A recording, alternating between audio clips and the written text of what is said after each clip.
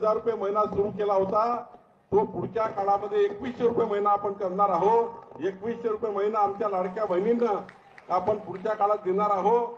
आमच्या शेतकऱ्यांना आम्ही शब्द दिला होता, आम्ही निवडणुकीमध्ये राजेश वानखेडेच्या निवडणुकीत शब्द दिला होता की शेतकऱ्यांना पुढचे 5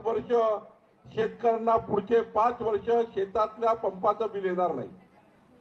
शेतकऱ्यांना पुढचे 5 वर्ष विजेचं बिल येणार नाही आम्ही शब्द दिलाय। आमच्या लाडक्या बहिणींना 2100 रुपये देऊ हा शब्द दिलाय।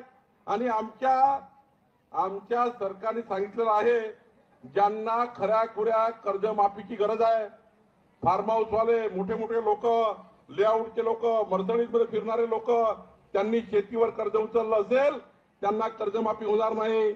पण कौंडण्यपूरच्या महाराष्ट्रातल्या गरीब माणसाची, शेतकऱ्याची कर्जमाफी आपलं सरकार केल्याशिवाय राहणार नाही, याचाही निर्णय आपण करतो आहे। आपलं सरकार, देवेंद्र फडणवीसचं सरकार काल निर्णय घेतलाय, आतापर्यंतच्या महाराष्ट्राच्या इतिहासामध्ये कधीही विजेचे बिल स्वस्त बिल प्रत्येक महिन्यानी 10% वाढते, रेट प्रत्येक 10% वाढतात प्रत्येक वर्षी।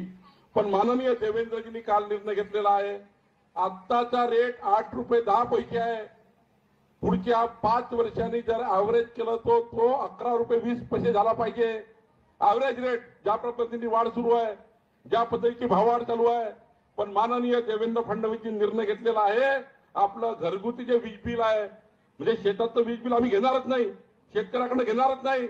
पण तुम्हाला वचन द्यायला आलो आहे पुढच्या 2029 मध्ये जेव्हा राजेश वानखेडे आणि आमची टीम तुमच्या दारात येईल तेव्हा तुमच्या विजेचं बिल जे 11 रुपये 20 पैसे होणार होतं ते फक्त 6 रुपये राहणार आहे। हा त्या ठिकाणी देवेंद्र फडणवीस सरकारने घेतलेला आहे। आणि म्हणून गरीब माणसाला वीज स्वस्त मिळाली पाहिजे, शेतकऱ्याला वीज मोफत मिळाली पाहिजे।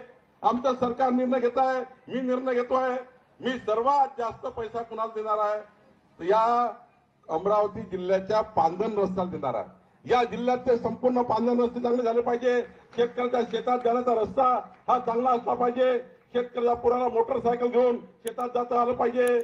आणि याकरता आम्ही काम करतो आहे।